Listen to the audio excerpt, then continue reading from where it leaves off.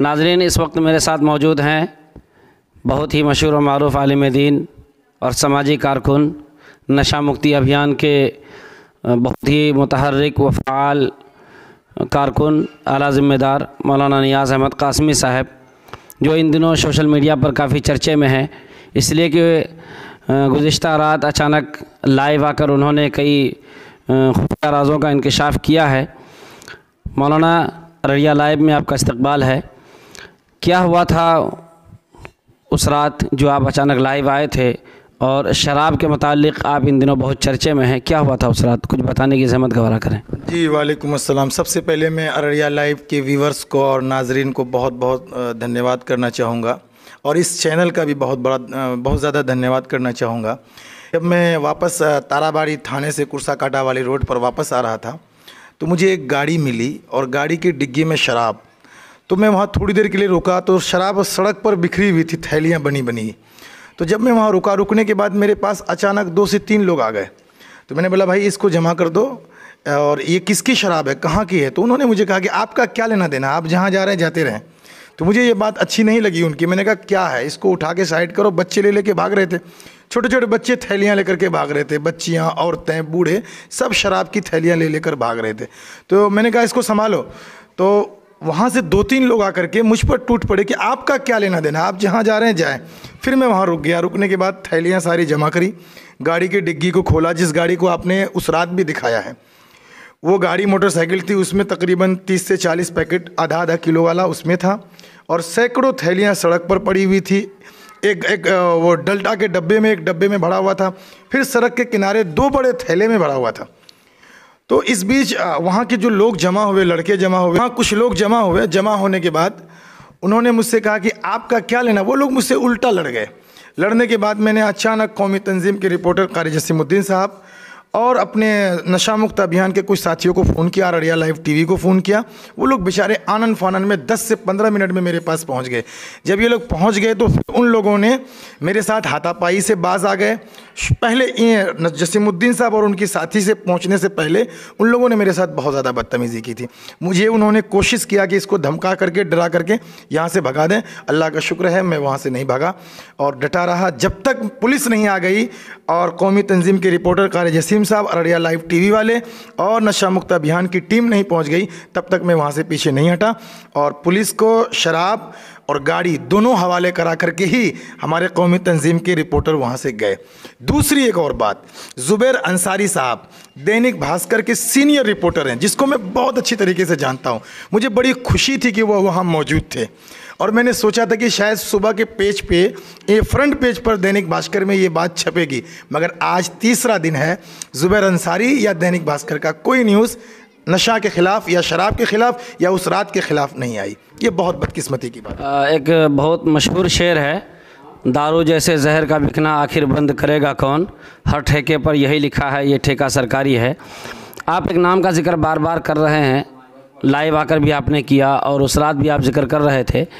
वो उस नाम, जिस नाम का आप जिक्र कर रहे हैं, उस बंदे के ख़िलाफ़ आपके पास कोई ऐसी सबूत है? आप किस बुनियाद पर उस पर इल्ज़ाम लगा रहे हैं कि ये वही सरगना है, वही का इसका ठेकेदार है, वगैरह वगैरह? जी, बहुत अच्छा सवाल किया आपने, किस बुनियाद पर।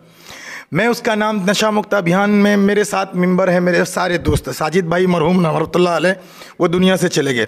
उनके बाद इलाके के जितने भी सरगर्म सोशल एक्टिविस्ट हैं वो मेरे साथ हैं, और बलवात, बटुरबारी और जगह जगह के लड़के मेरे साथ हैं जो नशा के ख़िलाफ़ लड़ते हैं। मेरे पास, मुझे मालूम था कि शमसाद नाम का एक शख्स है जो इस कच्चे शराब का माफिया है, कोरेक्स जगह जगह जो भी पहले से आपको मालूम था इस नाम? शमसाद को मैं पहले से जानता भी हूँ, पहचानता भी हूँ, और उसके काम से भी मैं वाकिफ़ था, मगर रंगों हाथे में पकड़ नहीं पाता था। और मुझे मालूम था कि इसी जगह से, इसी रास्ते से लेकर के गुजरा जाता है। और शमसाद अनजान होकर के मुझे धमकाना शुरू किया, हु आर यू। मेरी, जब मैंने कहा कि मैं नशा मुक्त के ख़िलाफ़ लड़ता हूँ भाई, समाज सुधार मेरी लड़ाई है, तो वो मुझसे आईडी पूछ रहे थे कि आईडी क्या है आपकी कि आप समाज सुधार के ख़िलाफ़ लड़ेंगे। उन्होंने इंग्लिश में सवाल कर लिया, हु आर यू। तो मैंने इंग्लिश में जवाब, उनको सेटिस्फेक्शन जवाब दिया उनको। उसके बाद वो मुझे तरह तरह से धमका, हालांकि मेरे मोबाइल को भी उन्होंने छीनने की कोशिश की, मैंने उनको पीछे हटा दिया। जैसा कि मैंने लाइव में कहा, हाथापाई पर उतरने की कोशिश की, धमकाने की कोशिश की, मगर मैं अल्लाह का शुक्रगुजार हूँ कि मेरे सारे दोस्त टाइम से पहुँचे और पुलिस भी आई मगर पुलिस ने कुछ किया नहीं। और अभी तक पुलिस की तरफ से मैं मायूस हूँ, पुलिस ने इस पर कोई कार्रवाई नहीं की है। मैं उम्मीद करता हूँ कि पुलिस इस पर जल्दी से कार्रवाई करे। आपके जो नशा मुक्ति अभियान के दूसरे साथी हैं, जोकी की तरफ से अबूज़र का नाम लिया जा रहा है, और भी कई दूसरे साथी हैं आपके, इस ताल्लुक़ से क्या वो आप लोगों के साथ हैं?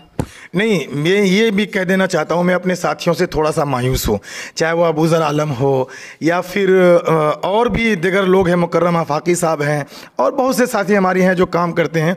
इस बात को आज तीसरा दिन है, किसी भी सोशल एक्टिविस्ट का मेरे पास फ़ोन नहीं आया कि नियाज़ भाई उस दिन क्या हुआ था, और शराब के सिलसिले में जो बातें आई, जिस तरह के रंगे हाथी हमने पकड़ा उनको, नहीं अबूज़र आलम का कोई रिस्पॉन्स है, ना किसी दूसरे अन्य साथियों का मेरे पास।